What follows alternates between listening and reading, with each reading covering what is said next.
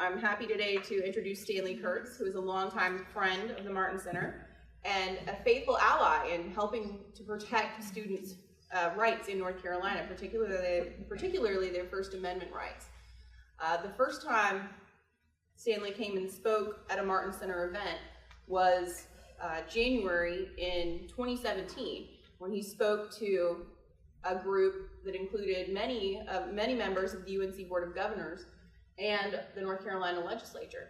And at that meeting, our decision makers in North Carolina had the opportunity to hear about why the protection of speech was so popular, or so important, and a piece of model legislation that Stanley was one of the authors. And I credit that important education of our decision makers in later them taking up that bill and passing that bill through the General Assembly. I think educating them about the importance of free speech and about the free speech abuses here in North Carolina created an awareness that we did need change on that issue. And so I'm happy to have Stanley Kurtz back here with us today when the prospects for free speech on campus are so much brighter. Stanley Kurtz is a senior fellow at the Ethics and Public Policy Center on a wide range of issues, from K-12 to higher education reform, to challenge of democratization abroad, to urban-suburban policies, to the shaping of American left's agenda. Mr. Kurtz is a key contributor to American public debates. Stanley has written on these and other issues for various journals, particularly National Review Online, where he is a contributing editor. He's published 2 influential books on President Obama's political history and policy agenda. He has also led a campaign to reform federal subsidies to academic programs of area studies under Title VI of the Higher Education Act. Mr. Kurtz received his undergraduate degree from Haverford College and his PhD in social anthropology from Harvard University. He later taught at Harvard, winning several teaching awards for his work in a Great Books program. He was also Dewey Prize Lecturer in Psychology at the University of Chicago. So I hope all of you will help me in welcoming Stanley Kurtz.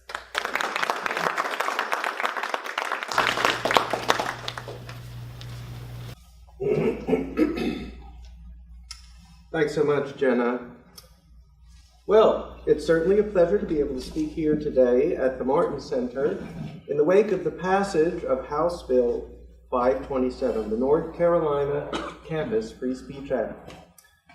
First, I'd like to express my gratitude to Lieutenant Governor Dan Forrest and his staff, to the General Assembly, and to the people of North Carolina for the passage of this bill into law. By law or by policy, 4 states, North Carolina, Wisconsin, Arizona, and Georgia, have now adopted regulations based on the Goldwater Institute's model campus free speech legislation, of which I was a co-author. And I expect bills based on the Goldwater Proposal to be introduced in several more states during the 2019 legislative session. But North Carolina was the first. And again, this is largely due to the leadership of Lieutenant Governor Forrest, who worked with me on this proposal even before I'd connected with Arizona's Goldwater Institute. Had it not been for the Lieutenant Governor's commitment to this issue, I'm not sure there ever would have been a Goldwater Proposal. So again, I thank Lieutenant Governor Forrest for his national leadership in addressing the current crisis of campus free speech. And of course, I'm particularly grateful as well to the Martin Center for the opportunities it's given me to speak and to write. It's been about 1.5 years since I presented the first public account of the Goldwater Institute's model campus free speech legislation, as you just heard from Jenna, at a Martin Center event in Chapel Hill. Just days after that proposal went public, the University of California at Berkeley was hit by a riot intended to prevent a scheduled lecture by Milo Yiannopoulos. We had no way of knowing when we first floated the Goldwater Proposal that the campus free speech crisis would kick into high gear just days later. Since then, we've entered in earnest what I believe to be a new era of state-level legislation on campus free speech. Already, in about 2015, we've begun to see state legislative efforts to ban restrictive speech codes and so-called free speech zones. But now, with the Goldwater Proposal's far more comprehensive approach to the campus free speech crisis, I think we're going to see multi-round battles in numerous states playing out over many years. Earlier this month, for example, Arizona, which had already banned free speech zones in 2016, enacted legislation based on the far more ambitious Goldwater Proposal. The Goldwater Proposal is the only model campus free speech legislation that deals systematically with the issues of discipline for speaker shout-downs and with institutional neutrality. As the campus free speech crisis plays out over the coming years, I think you're going to see multiple rounds of legislation within a given state, just as you have in Arizona. If, for example, shout-downs continue to proliferate, it will become evident that merely banning so-called free speech zones isn't enough. So the relatively limited legislative efforts we've seen in some states are likely to be expanded in the coming years. But today, I want to focus on the implementation of the North Carolina Campus Free Speech Act. North Carolina is the first state to have enacted a Goldwater-based bill. And how you go about implementing this bill could set the standard for the entire country. In particular, North Carolina will be the first state to issue an annual oversight report, another distinctive feature of Goldwater-based bills. Other model campus free speech bills either have no oversight system at all or simply depend on administrators to report on themselves. Well, we all know that administrators are going to give themselves a hearty pat on the back. But Goldwater-based bills create oversight systems run by university trustees, who are the bosses of administrators. Now, in the narrow sense, the annual oversight report has only the power of sunlight and persuasion. By itself, that report cannot mandate anything.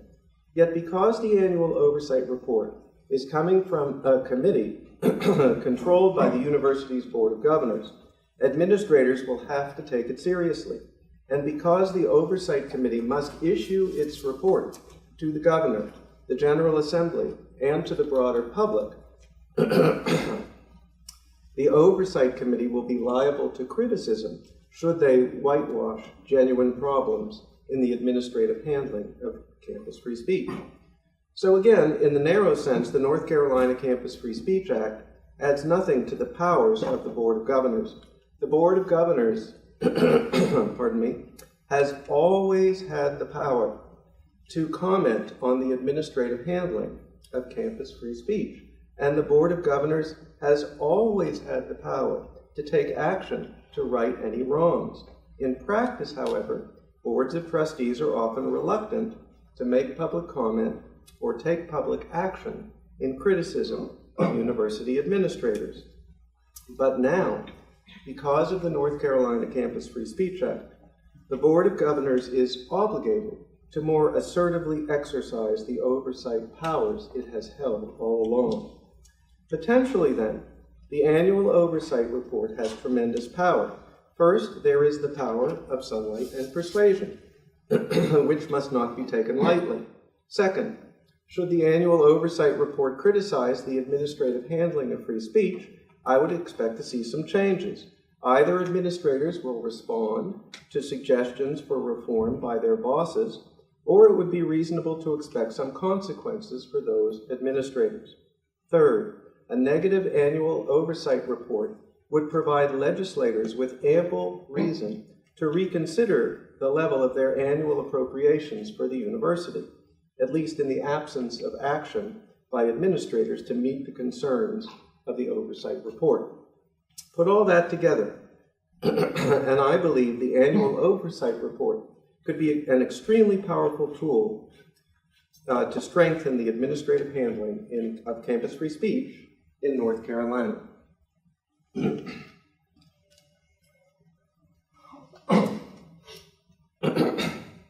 All right. Now I want to focus on what I believe to be the most misunderstood aspect of the North Carolina Campus Free Speech Act, the question of institutional neutrality. Because one of the original provisions of the bill covering institutional neutrality was struck before the final passage, an impression has developed that the law has been significantly weakened when it comes to the coverage of neutrality. Now, I'm here to tell you that this is not so. The North Carolina Campus Free Speech Act covers all aspects of institutional neutrality, and the key passages of the original proposal remain fully in effect. Before I explain why this is so, let me briefly say why I think I have some standing to comment on this matter. Naturally, I worked closely with my co-authors, Jim Manley and Jonathan Butcher of Arizona's Goldwater Institute, in developing the final legislative model, and all of us received advice from outside experts in developing our proposal. That said, the Goldwater Proposal's provisions on institutional neutrality emerged from the proposal I initially floated at National Review Online in 2015, where I first raised the neutrality issue. And during our deliberations on the Goldwater model, I was the author who focused most directly on the neutrality provisions. The neutrality provisions were also very much a focus of the initial work I did with Lieutenant Governor Forrest and his staff to turn my initial proposal into legislative language for North Carolina. So when it comes to the institutional neutrality provisions of the Goldwater Proposal and of the North Carolina Campus Free Speech Act, I believe I can speak with a certain standing. More than this, we have the record of the white paper that was issued simultaneously with the model legislation published by the Goldwater Institute in January of 2017. And we have the revised version of the Goldwater Proposal and of the white paper explaining it that was issued in January of 2018. All of this material points in the same direction. Every aspect of institutional neutrality, as traditionally understood, is covered by the North Carolina Campus Free Speech Act. And the striking of that one neutrality provision before passage of the final bill in no way materially changes that fact. Let me explain.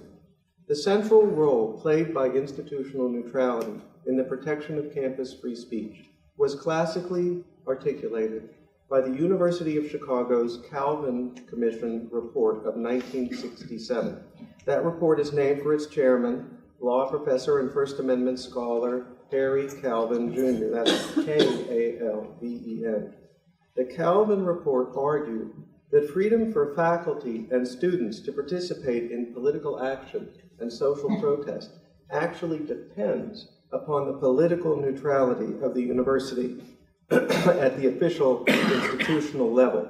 If the university as an institution were to take an official position on a controversial issue, like, say, the role of government in healthcare or American foreign policy in the Middle East, this would put tremendous pressure on individual faculty and students to toe the official university line. So freedom of speech for individuals requires neutrality from the university at the official institutional level. Now, the Calvin report has long been recognized as articulating this fundamental principle of campus free speech, institutional neutrality. But there has never previously been an attempt to legislate institutional neutrality, even at public universities. And there's a very important reason why that is so. It is simply impossible to legislatively mandate complete institutional neutrality. And the reason for this is actually explained in the Calvin report itself. The Calvin report acknowledges that in certain cases, the university of necessity will have to take a stand on matters of public controversy. For example, when they are directly threatened, universities must defend the very values of free inquiry upon which the university itself depends. The Calvin report itself is just such a case. Furthermore, the Calvin report acknowledges that there are other such cases. For example, a public university must take a stand on its own receipt of funds from the legislature. You can't bar a university from advocating for a tuition increase or an increase in its yearly appropriation. The Calvin report does add that such instances are rare and that there must be, quote, a heavy presumption against a university taking collective action or expressing opinions on the political and social issues of the day, end quote. Ultimately, however, where we draw the line between institutional neutrality and those few issues upon which the university must express an opinion is a judgment call. The precise boundary line cannot be legislated. Both the Goldwater Proposal and HB 527, as originally proposed, took this fact into account from the very start. The neutrality provision of HB 527 that was struck before final passage of the bill reads as follows, quote, "The constituent institutions shall strive to remain neutral as an institution on the public policy controversies of the day," end quote. Notice the word strive. The university shall strive to remain neutral. In other words, the university should try to remain neutral. The passage never said the university merely shall remain neutral. It only said the university should attempt to remain neutral on the public policy controversies of the day. In other words, the neutrality provision that was struck was never anything more than an aspirational expression of the principle of institutional neutrality. And we said that quite clearly in the white paper that was published along with the model bill. That particular neutrality provision never was, and never could have been, a blanket prohibition against all controversial stands by the university. Now, HB 527 does flatly prohibit any attempt by public universities to require students, faculty, or administrators to publicly express a given view of social policy. It is totalitarian to force free individuals to express views they do not hold. And sadly, universities nowadays do sometimes attempt to do this. HB 527 rightly prohibits that. But the striking of that other neutrality provision does not at all mean that institutional neutrality in the broader sense, the sense classically articulated by the Calvin Report, is no longer in the bill. On the contrary, institutional neutrality in the classic sense is very strongly protected by this new law, but in a way that is limited and proper. To begin with, the preamble of HB 527 explicitly lauds the Calvin Report, quote, articulating the principle of institutional neutrality regarding political and social issues and the essential role of such neutrality in protecting freedom of thought and expression at universities, end quote. So if one aspirational articulation of the principle of institutional neutrality was removed from the bill because its language was misunderstood to be a blanket prohibition, another and equally powerful aspirational affirmation of the neutrality principle remains in the bill. But most importantly, a very powerful provision on institutional neutrality also remains in the bill, although it has been largely neglected. HB 527 charges the Committee on Free Expression, which authors the annual oversight report, with including in that report a section that consists of, quote, a description of substantial difficulties, controversies, or successes in maintaining a posture of administrative and institutional neutrality with regard to political or social issues, end quote. And later, the committee is charged with offering, quote, assessments, criticisms, commendations, or recommendations, end quote, on these issues as it sees fit. So I can't think of a provision more perfectly crafted to inspire consequential work from the Martin Center. What, after all, does the Martin Center do if not write thoughtfully on problems of institutional neutrality within the University of North Carolina system? The Martin Center has often taken up the issue of institutional bias expressed in the choice of freshman common readings, as well as violations of neutrality in the conduct of freshman orientation, violations of neutrality in the administration of campus sustainability programs, and violations of neutrality in the conduct of offices of diversity and inclusion, and many other related issues. All of this is now grist for the mill of the annual oversight report.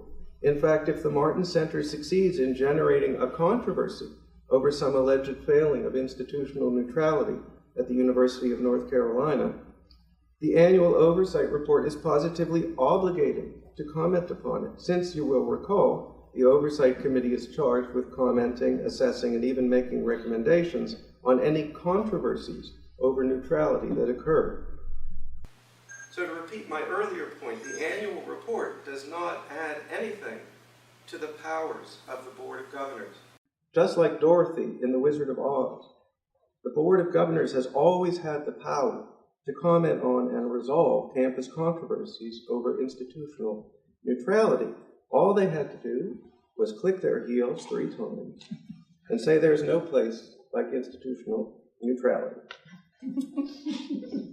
Say it with me. But now, this power to comment and opine on the administrative handling of institutional neutrality, which has always existed, must be exercised by mandate of the legislature.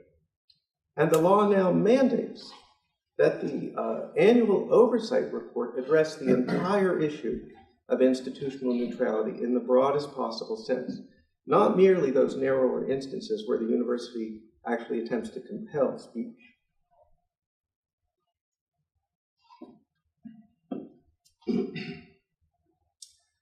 So now to repeat another one of my earlier points. Although the oversight report technically has only the power of sunlight and persuasion, the fact that it is coming from a subcommittee of the Board of Governors and will be received by the governor, the General Assembly, and the public gives the report tremendous potential impact on the conduct of university administrators. So no particular instance in which the university might take a stand on some controversial issue has been strictly prohibited by law. On the other hand, every case in which the university takes a stand on some controversial issue is now open to comment and suggestion from the annual oversight report. Ultimately, the decision on where to draw the line between unavoidable institutional stands on controversial issues and impermissible violations of the neutrality principle is a judgment call. And the ultimate arbiters of that judgment are the members of the Oversight Report Committee and the members of the Board of Governors. The North Carolina Board of Governors might end up drawing that line in a somewhat different place than the regents of the University of Georgia when they issue their annual report. The legislation cannot and does not attempt to dictate precisely where that line should be. But the trustees of state university systems that have passed Goldwater-based campus free speech laws are now obligated to draw that line.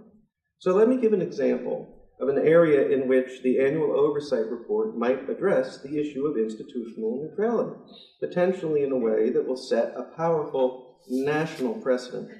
As I said earlier, the Martin Center has done a tremendous job of pointing to problems with freshman common readings within the University of North Carolina system. Freshman common readings directly raise the question of institutional neutrality because they're not assignments from any given professor's course. On the contrary, they're assignments from the institution itself. So when the institution requires freshmen to read a book that clearly takes a particular stand on an issue of public controversy, the neutrality principle has very arguably been violated. And that means campus free speech has been endangered. So for example, and this is just from a couple of years ago, as I was surfing around on the internet, as this bill was being considered by the General Assembly, I saw that the University of North Carolina at Chapel Hill assigned Bryan Stevenson's Just Mercy, an indictment of the American justice system, and a brief against capital punishment, at a moment when capital punishment was a particular controversy in North Carolina. In fact, it was about to be taken up by the legislature. And one of the faculty members, by the way, who sat on the committee that chose that book was one of the biggest activists in the state on that issue. And Just Mercy is a very popular common reading at many, many other schools. So I would suggest that when we have a situation like that, we do have a violation of the principle of institutional neutrality. At a minimum, the annual oversight report is now obligated to at least comment on such controversies. It is also called upon to make recommendations regarding the resolution of any controversies. And there are a lot of options here. For example, the oversight report could simply note that some freshman common readings were a little bit dicey with respect to the neutrality principle and suggest greater vigilance in the future. Or, given the potential for indoctrination and institutional pressure in any practice that allows a school to assign one and only one book to all incoming students, the oversight report might even call for an end to freshman common readings in the UNC system. Alternatively, the oversight report might recommend an official policy that explicitly discourages freshman common readings touching on political and social controversies, and or that insists that readings bearing on current controversies balance articles on one side against articles on another side. And the oversight report might even recommend the adoption of a specific common reading for a year or even continuously until further notice. For example, the oversight report might recommend that all incoming freshmen at North Carolina's public universities be required to read the second chapter of John Stuart Mill's On Liberty, the greatest brief for freedom of speech ever written. And that would teach students the reasons to give a hearing to all sides of our political controversies. Now, many of these possible actions would rightly garner national attention and might easily kickstart a national trend. They could be couched as mere recommendations, but I doubt that administrators would entirely disregard them, especially if there is a lot of public national discussion about it. Furthermore, the Board of Governors has every right to mandate any one of these options, should it so choose. And if there are legitimate controversies over violations of institutional neutrality by administrative offices of sustainability or diversity and inclusion, the annual oversight report is obliged to address these issues as well and has the option of recommending solutions. So potentially, at least, the forthcoming annual oversight report, the first such report to be issued by any state under Goldwater-based legislation, could be a path-breaking document. And institutional neutrality, an issue at the very heart of the important contributions made by the Martin Center to our national debate over higher education, is absolutely required to be a topic of the annual oversight report. Although what counts as a violation of institutional neutrality is up to the judgment of the Oversight Committee and of the Board of Governors at large, that judgment must be exercised. So all along, the neutrality provision that was struck from the bill was merely an aspirational statement of principle. And all along, the truly important neutrality provision in the bill was the provision injecting the neutrality issue into the annual oversight report. That provision still stands. And all along, the Board of Governors has held the power to speak to and govern on the question of institutional neutrality.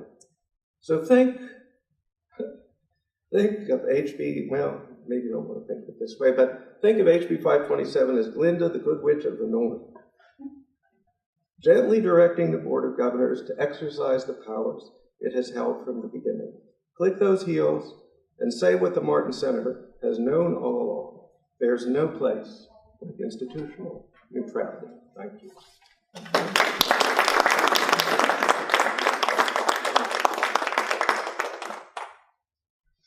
Okay, questions? George? Let me suggest a scenario. Our good friend Peter Wood at NAS has written a lot about this manifesto that college presidents and chancellors have been pressured to sign for sustainability. Well, suppose that the chancellor of one of North Carolina's public universities were to say, yes, I'm totally for sustainability, I'm signing on to this. Would that trigger anything under the sustainability, the neutrality requirement? In my mind, yes, but the ultimate arbiter, well, let me modify this. I said, actually, I covered it all, but the formal phrase I used in my talk was, the ultimate arbiter is the committee on free expression that authors the oversight report and the Board of Governors, but that's not completely true. The ultimate arbiter is also the general public and the governor and the legislature. So in my mind, signing the sustainability report does trigger that and should trigger that. It's not up to me, it's up to the people who author the report. But on the other hand, if the report is understood by the public to be a whitewash, well, then the committee will be criticized for issuing a whitewash. But ultimately, it's up to them to decide whether to do it. To me, that would be a perfectly legitimate issue. Now, I would suggest, as a matter of being politic, that you not want to select too many high-profile recommendations to make all at once. Every year you get to do another one of these reports, but you can focus on one or two, and that would be a great one. Now you have to make your case. And, you know, I went over quite a few articles published by the Martin Center in the last few years on politicization. You have a whole category on your website on politicization. And I read a particular article on sustainability. Now, that article gave me good reason to believe that the sustainability offices were improperly politicized, but it didn't show me any smoking guns. You'd want to have some smoking guns if you're going to have a report saying that these offices have gone over the line. But I agree with you that the mere signing of that, but then I know that NAS has done a great report on that, but you would want the board to go through the actual statement and show why it believes that that really does cross a line on neutrality, why it's not just about saving money on energy costs, but really fronts on political issues. Jay?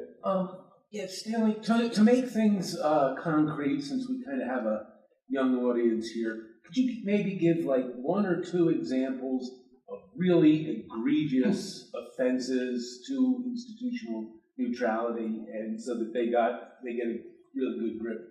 Well, without going into detail, and I'll go beyond this, but remember, I chose the freshman reading because everyone encounters that. And systematically, the freshman readings nationally and in North Carolina as well really do take stands on these public issues. Now, when you're a freshman and you get a book on some controversial stand on a public issue, especially as divided as the country is right now, that is a giant screaming message from the university, not just about that issue, but in my opinion, it's saying there's a side here that's the approved side. So you're getting a message from the official university level, basically saying, if this isn't the kind of thing you like, you better keep quiet, okay? But beyond that, I did some pieces, I wrote a number of pieces about the campus sustainability movement, and I found cases in which offices of sustainability, just before an election, had directed readers, to websites, all of which were sort of pro-Democrat,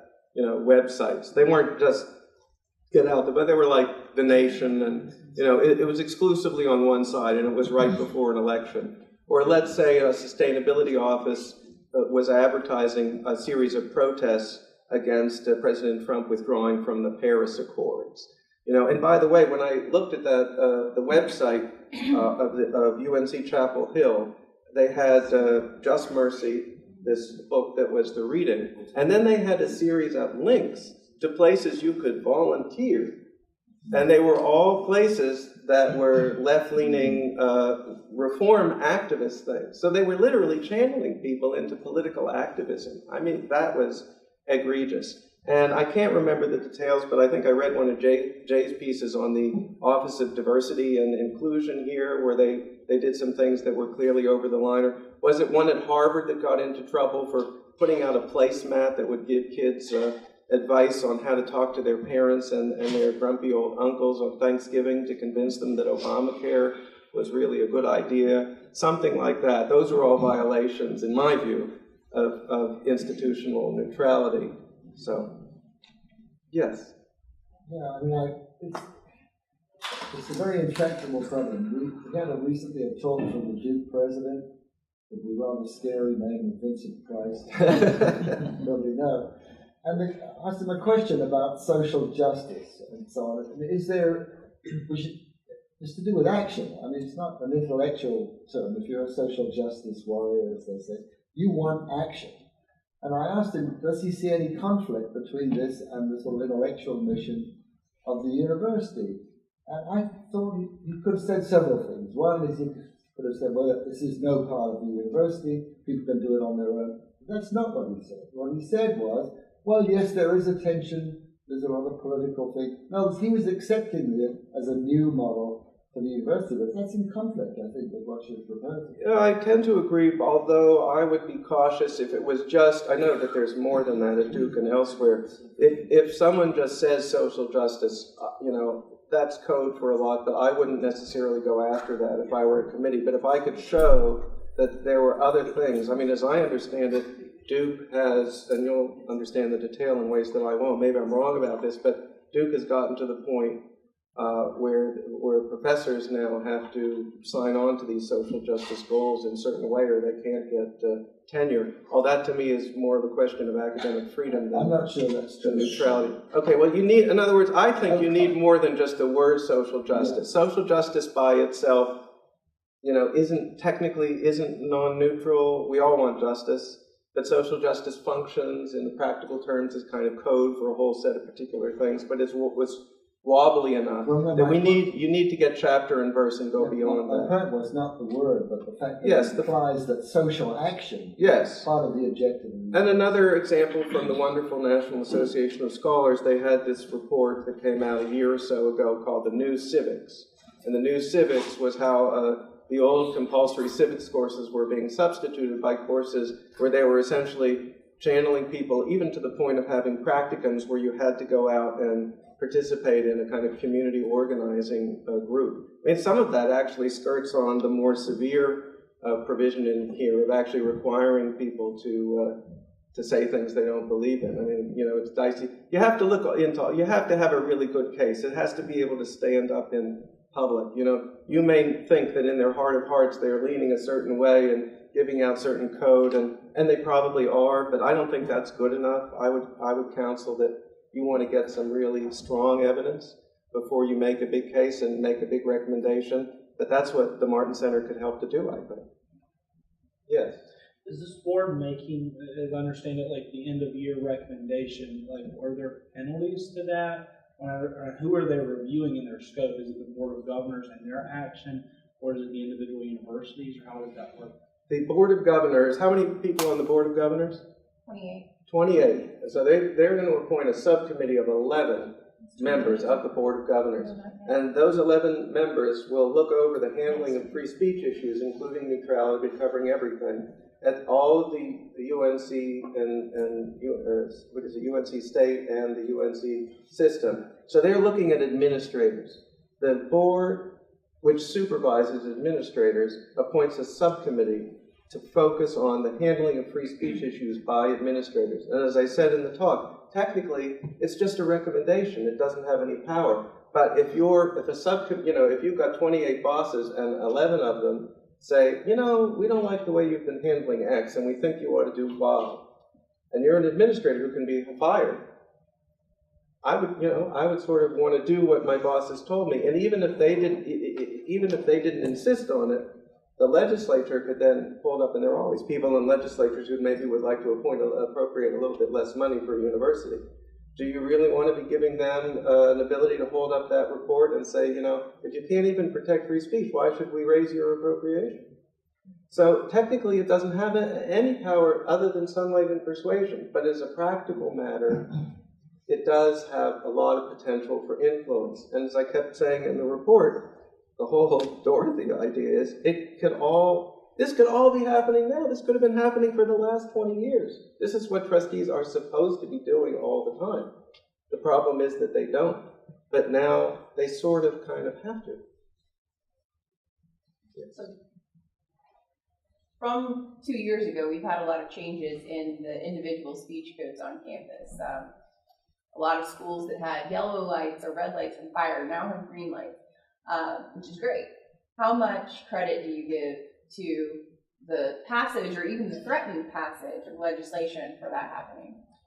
You guys being on the ground would know more than I, but I have to think that it has had some effect. I mean, the faculty at UNC just took some step, didn't they actually endorse the Chicago principles? They did. I haven't seen the faculty anywhere else doing that. Actually, we've got another one right here in North Carolina. Winston-Salem State University has as well. So we were the first ones in the South. Yeah. Right. I think when I was here last time, you told me that you had, but now they have more broadly. Yeah. So, and it's interesting because the faculty really kicked and screamed about this legislation, but now I think they something must be going on to make them feel as though, maybe they don't want to come off as people who are, kicking and screaming about free speech. So I would like to believe that the legislation has had that positive effect. And that makes me optimistic. And that's a reason why I'm also focusing on neutrality, because you haven't had a lot of shout downs. The other, one of the things that happened to the bill here was that the most controversial provision, the provision that mandated a suspension after 2 instances of shouting people down or suppressing their speech, like, say, ripping a poster for a talk you don't like off the wall or something. If you do that twice, the legislation originally mandated that you would have to be suspended. Well, Wisconsin, which hasn't passed the bill, but their Board of Regents has passed the equivalent of the bill, except that they made it even stronger. It's the only place everyone screams about this provision, but in Wisconsin they made it stronger. They said if you twice suppress someone else's speech, then you have to be suspended. They said if you do it 3 times, you're going to be expelled. And so Katie Pavlich, have people heard of Katie Pavlich? Katie Pavlich went to the University of Wisconsin-Madison to give a talk on the Second Amendment. She's pro-Second Amendment. So the leader of the demonstrators against Katie Pavlich acknowledged that instead of trying to shout her down, they had taken their demonstration outside. And she acknowledged that it was because they were afraid of the new penalties. And even where we don't have these mandatory penalties, people know that shout downs are sort of covered, that you have to devise penalties. And part of what this annual report does is to watch how the administrators handle shout downs. So if there are shout downs, now in the past, administrators, from how best I understand it, why is it that administrators never do anything when there's a shout down? Because in 99% of the cases, they don't do anything. Some of them are kind of sympathetic with the goals of the demonstrators. Some of them just want to get their university off the front pages, and they figure if they impose penalties, there'll be shouts and screams from the demonstrators. Also, we've seen a number of universities where the faculty kicks and screams, signs petitions saying that there shouldn't be any punishment. And so all those forces, we can't eliminate those forces, but now there's a counterforce.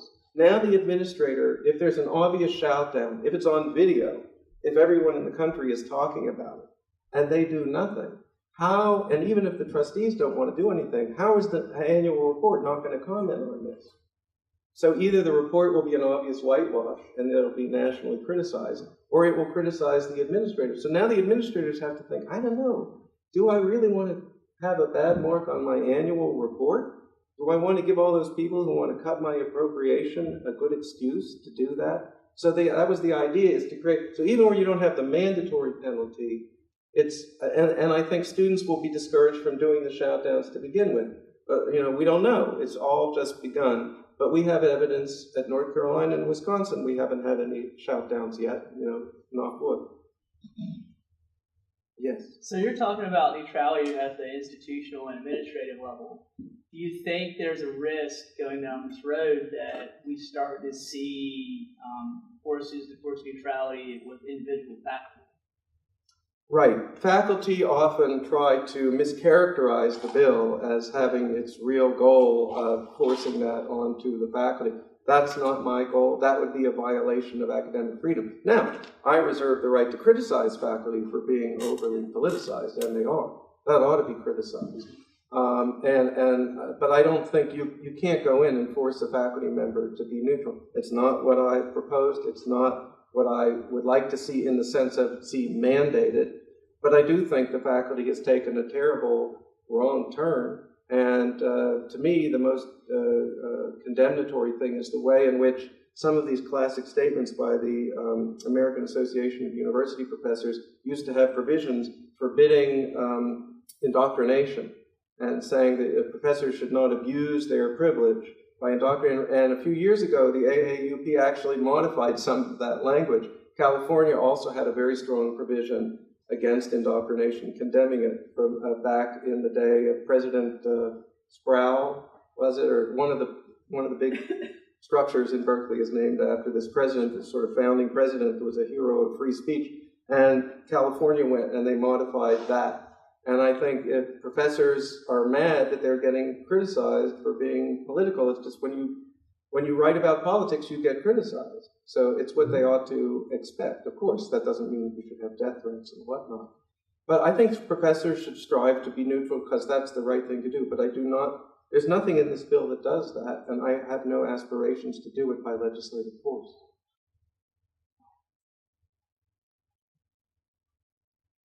Okay? Thank you very much. Thank you very much, Stanley.